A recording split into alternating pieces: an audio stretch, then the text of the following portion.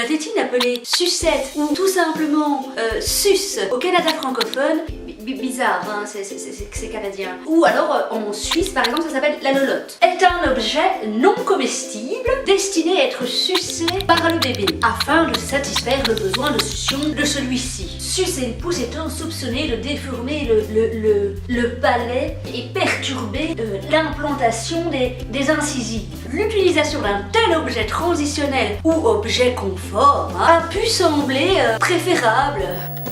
Oui, c'est surtout un objet qui nous complique la vie en tant que parents. Enfin, à un moment, cet objet confort nous aide. Car un bébé a physiologiquement besoin de téter. Oui, de tous les temps, on a cherché à compenser d'autres objets le sein de la femme. On a cherché à l'époque des objets à base d'os et d'ivoire, bouchons de liège, on faisait même des tétines avec des bouchons de liège, oui. Donc finalement, ces histoires de tétines n'est pas vraiment un problème contemporain. Parce que depuis toujours, on donne des tétines aux enfants.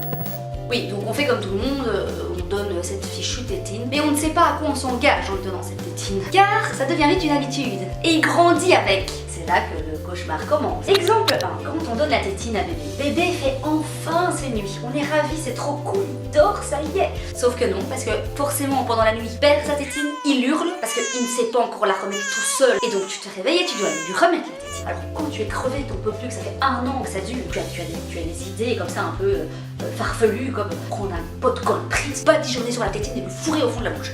Oui, alors ça tu ne le fais pas évidemment. Sinon tu trouves d'autres solutions.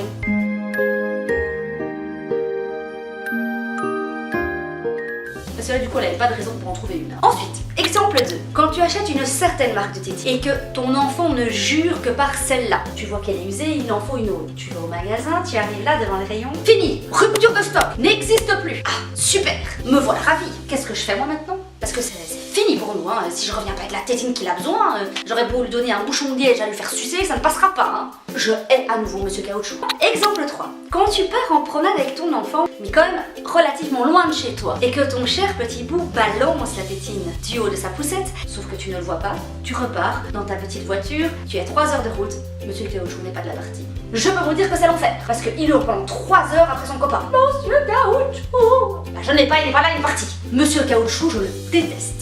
4e point et pas des moindres. Tu vas voir ta fille chérie et tu as une discussion avec elle. Écoute ma chérie, faut que je te parle. Il est vraiment temps que notre ami Caoutchouc quitte la famille et rentre chez lui. Alors là c'est le désert, c'est l'enfer, hein, puisque tu ne sais pas quoi faire. Ton enfant évidemment ne l'entend pas de cette manière. Car ça fait quand même 3 ans qu'il suce un objet réconfortant. Ou alors tu continues à le laisser sucer cet objet réconfortant pendant des années, à 15 ans il finit avec, mais alors à ce moment-là tu l'envoies au Canada. Hein. Bah oui, parce que là-bas ça suce des sucettes. Donc on est juste en train de le mettre face à un gros dilemme.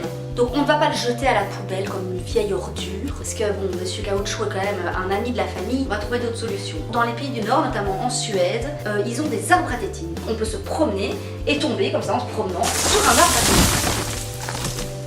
Il est recouvert de tétine, c'est trop génial. Et en fait les enfants là-bas, c'est une sorte de rituel de passage, ils vont avec leur tétine, un petit dessin, et ils vont donner la tétine à l'arbre à tétine.